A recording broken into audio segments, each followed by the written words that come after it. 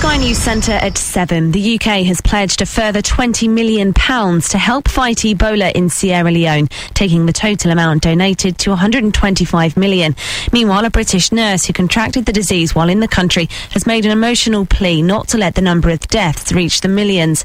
Save the Children's Chief Executive Justin Forsyth says the situation is dire. 5 people are being infected an hour in Sierra Leone. That will be up to 10 an hour by the end of the month. So we need urgently to pledge the money, but we also need people on the ground, nurses and doctors. Police in Thailand claim to have solved the brutal murders of 2 British backpackers on a holiday island last month. 2 Burmese immigrant workers have apparently confessed to killing Hannah Witheridge and David Miller on a beach in Koh Tao. The new chairman of Wonga says the company needs to change to make it an accepted business. Earlier, Wonga said it was writing off the debts of 300,000 customers whose loans wouldn't have been approved under new affordability guidelines. A woman from East London's been cleared of trying to kill her mother by poisoning her in a Breaking Bad-style murder plot. Kuntal Patel was found guilty of buying some kind of toxin, but emails that she sent to an American poisons dealer were deemed to be just a fantasy. Prince William is warning the paparazzi to stop hounding Prince George and his nanny while they're out in public. The Duke of Cambridge has issued legal warnings after his son was apparently pursued in a park in London. 2 photographers have been written to. One of them has denied doing anything wrong. Media lawyer Christina Mikolos explains what might happen next. If they persist, then I suspect the palace would choose to issue proceedings trying to get an injunction from harassment. It's possible they may also refer it to the police to consider for criminal offences. If the photographers back off, then that will probably be the end of it. And in football, Everton have maintained their unbeaten record in their Europa League group. They've drawn 1-1 in Russia against FK Krasnodar. That's the latest. I'm Emma Jones. This is WFM 97.2. Hi, I'm Larry Warren. You're listening to the Unedited Audio Experience with Sandra Scheffelbottom. Enjoy.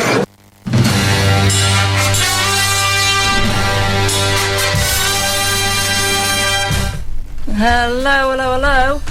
And I'm going to knock that off straight away. Because tonight I've got and you can do one as well. I've got a different sort of show tonight, again, as I keep having them, don't I? I'm here again with Rick Smith, science teacher Rick Smith. Hello. Hello, you're right. I didn't test the mics before, is it okay? I don't know, no idea. That's fine, you're fine. Is it good? And you come in tonight to tell me about common law. Well, we're going to talk later about the conference that we went to. Yeah. But first of all, you're going to tell me all about this common law. Well, yeah, I've been looking into it over the last, say, 4 months, and it's come to my attention, basically, that the law of the land is common law. It's called common law. Yeah. All these acts and statutes, you know, they're all corporate policy. They're not law. I mean, if you get pulled over and, you know, you, for whatever reason, and the police officer asks for your name and your date of birth, you're not obliged to give that. He will always quote laws, acts as laws. He'll say, you know, you're suspicion of breaking this law, this crime or whatever, if you've been pulled over, and you say, well, what law have I broken, officer? And he'll go, this Road and Regulations Act, something or other, whatever. Yeah. And you say, yeah, but that's not a law, mate, that's an act, a statute. A statute has only got the power by the consent of the governed, and if you don't consent to it, then it's not got the power. So, you know, for example, there's no law that says you need a driving licence to drive in the UK. In fact, common law states that you've got the right to travel along the highways of the UK without hindrance. And I've got something. First of all, what I did with common law. Are you yet a free man? I've written to the Queen. It's called Lawful Rebellion, and there's a guy called John Harris. It's an illusion on YouTube that talks about this, and he really woke me up to this, because you know, I consider myself awake before I learned about common law, and now I don't know, it's kind of like another level. But to start from the beginning, you know, when you're born, your birth certificate gets sold. Your birth certificate, you're not obliged to actually register the birth, though. And yet you get told that if you don't register a child in 6 weeks, you'll get took to court. Yeah, they'll say it's illegal, but it's not. You've got the right. You're not obliged to do it. Just like you're not obliged to answer the policy officer's questions when they pull you over and harass you. Anyway, that birth certificate, though, that is the only thing that's got your name on it. That's the only thing. My name's Rick Smith, you know, so that's the only thing with my name on it. That piece of paper, that birth certificate, is called Mr. Richard Smith. Yeah. It's not me. I don't represent that. Now, the reason why they did this... Don't they sell it? Don't they sell it to America? I think it's worth... I think we're all worth about... What are we worth now? I can't remember now. It's quite a lot of money. Hundreds of thousands of pounds we're worth. Each individual is worth to the country. Sorry, the company, I was right. Because the thing is, what you say... What I tell people is... And I didn't know this not that long ago, but Mussolini, I can't remember when he said it, he said any country that's governed by corporations is a fascist state, you know. Now, the United Kingdom... We're all governed by corporations. Well, yeah, absolutely, innit? The United Kingdom isn't just governed by corporations, it is a corporation. Yeah. It's a United Kingdom Limited, you know. And people don't know that, like the United States is also a company. Yeah, I mean, Billings was saying that years ago. Yeah, but... I think Jordan Maxwell talks about that, doesn't he? You know Jordan Maxwell? Yeah, I've seen it. Yeah. Anyway, that birth certificate states basically that you're an employee of the United Kingdom. Yeah. Which, it just makes me skim, it makes me blood boil, you know, to know that. It's, so, I'm doing everything I can to stand against this nonsense. I've had enough of it. I've had enough of being conned. Debt is a con, money's a con, religion's a con, voting and politics is a con. It's like the other day I was speaking to some woman at the council about I was owed some rent and back payment, and she started, we just got to talking about voting. I don't know why, but she said, I always tell people to vote, you know, it's really important to get your voice across and all that. And I just said, I said to her, right, okay, to start with, you know what Einstein said? Condemnation without investigation is the height of ignorance. I said to her, have you heard about the Icelandic Revolution in 2008 or whenever it was? She said, no, never even heard of that. What are you on about? Well, the media, you know... it was a blackout. It was a blackout, yeah. It wasn't even on the media. No. Now, and I said to her... I remember Cameron's threatening Iceland. Yeah. Well, I said to her, and she said, no, I've not heard of it. So I said, well, do you know, well, you won't know why they had a revolution, but they had a revolution basically because of Rothschilds. There's a family called the Rothschilds who have been the richest family in the world, part of the Illuminati. Forever. Pretty much the creators of the modern day Illuminati, as we say it. Yeah. But since the Battle of Waterloo, Napoleonic Wars, they defrauded the public of Britain, became richer than the royal family. Well, they went, he won that sea war, and they sent somebody back saying, oh no, he lost. Yeah, that was it, yeah. The Scouts. Yeah. That's what the Rothschilds, and then who originally from the Khazar area of Europe. Because they come in and bought the banks. Yeah. Who converted from probably Christianity to Judaism to avoid persecution at the time. Which is weird, isn't it? Yeah. You think I'd be doing the opposite, really. But it was before all that, I guess. Anyway, I went on to say to her that the Rothschilds were given Israel in 1917 by the Balfour Declaration. She didn't know that either. I then went on to talk about... What did Everybody I say? knows I've written this down, actually, because I'm that much of a spaz. I'll definitely forget. Hold on. Anyway, the Scottish vote. So I told her about that because I've got a mate in Scotland who's very passionate about being independent, as you should be. And I said to him, and I said to her, there's no point in voting, there's no point in doing all this, because the whole system is run by the Rothschilds. You won't get anywhere in it. So you've got to break the system down, and you've got to start again with built on human nature, built on stuff that love, basically. Yeah. You know what I mean? There's no, you don't need anything else. You don't need this is it. You've got common law, the law of the land, which is what we should be governed by. That is pretty much, it's looking like after each other. laws. Yeah. Well, do no harm to anybody, and never take away from anyone.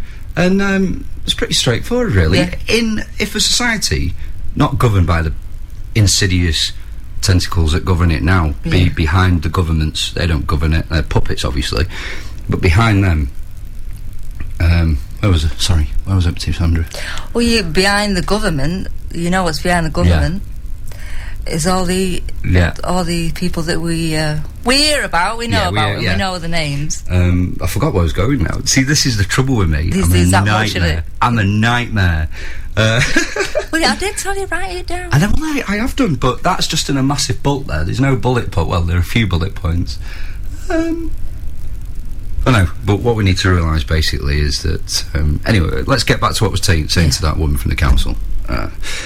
So I said, there's no point in doing any of that until you get rid of them people, the corruption, and you build it again, the way we want it. The way we're based on love, based on real human values instead of all this corruption. Because I think the human race is really, I think it's a peaceful, loving species. It's just everything else is corruption, you know. Everything else is corruption. I think we're born peaceful and loving. Yeah, but when we're born, we're told to follow these are the rules of physics, these are the rules of this, these are the rules of that, you know. Why do why do we need money, Dad? Because you need to earn a living.